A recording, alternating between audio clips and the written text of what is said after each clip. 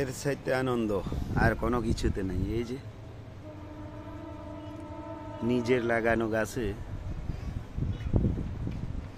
খাওয়াটা অনেক ইন্টারেস্টিং। যখনই সময় পাই ছাদে আসি, সময় কাটাই। ফেনীর বিভিন্ন অনেক কিছুর স্মৃতির সাথে এই ছাদ জড়িত,